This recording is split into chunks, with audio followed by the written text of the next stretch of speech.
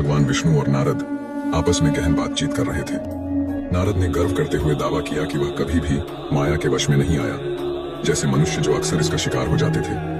भगवान विष्णु ने मुस्कान के साथ धीरे से कहा, नारद, ऐसी घोषणाओं से सावधान रहो। माया पर विजय पाना कठिन है और यह कई रूप लेती है।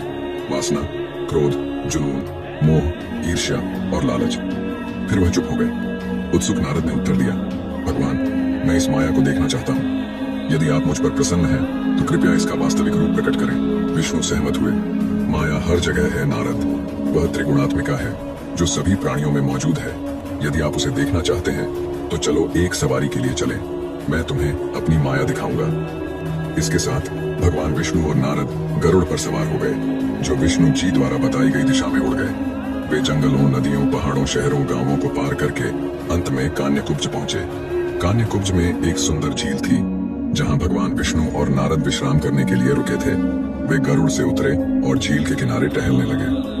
थोड़ी देर बाद भगवान विष्णु ने नारद को सुझाव दिया, तुम झील में स्नान क्यों नहीं करते? आज्ञा मानते हुए नारद ने पानी में कदम रखा और डुबकी लगाई। जैसे ही वह बाहर आया, नारद एक महिला में तब्दील हो चुके थे। भगवान विष्णु दूर से मुस्कुराते हुए देखते रहे और फिर गरुड़ पर सवार होकर प्रस्थान कर गए। महिला में बदल चुके नारद ने अपने पिछले जीवन की सारी स्मृति खो दी। अब एक महिला के रूप में वह झील के किनारे बैठी थी, भ्रमित थी और अपनी पहचान पर विचार कर रही थी। मैं कौन हूँ? अब मुझे क्या करना चाहिए? मुझे कहाँ जाना चाहिए? उसी समय राजा तलाध्वज अपनी सेना के साथ आए। महिला की सुंदरता से मंत्रमुग्ध होकर उसने पूछा, तुम कौन हो? तुम्हारे पिता कौन है? तुम्हारा पति?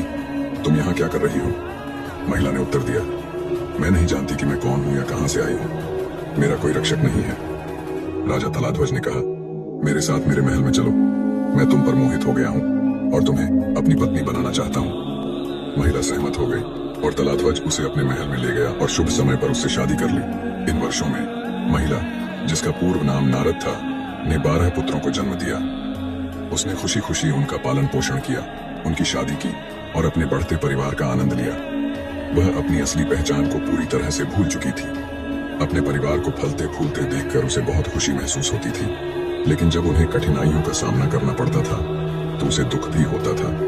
एक दिन एक पड़ोसी राजा ने तलाध्वज के राज्य पर हमला कर दिया।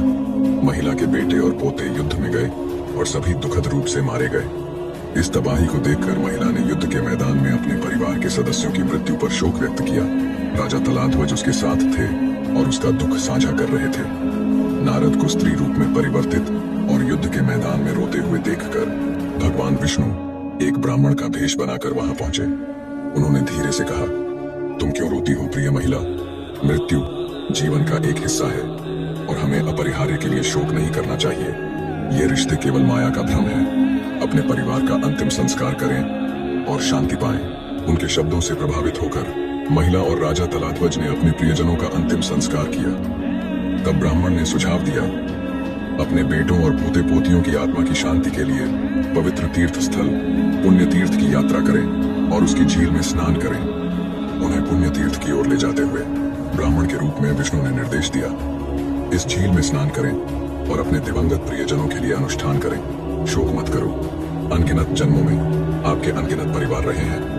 अपने दुख को दूर करें और अपने कर्तव्यों को पूरा करें। महिला ने झील में प्रवेश किया और बाहर निकलने पर वह वापस नारद एक पुरुष में बदल गई। उसकी यादें वापस लौट आईं और उसने देखा कि भगवान विष्णु उसकी ओर देखकर मुस्कुरा रहे थे।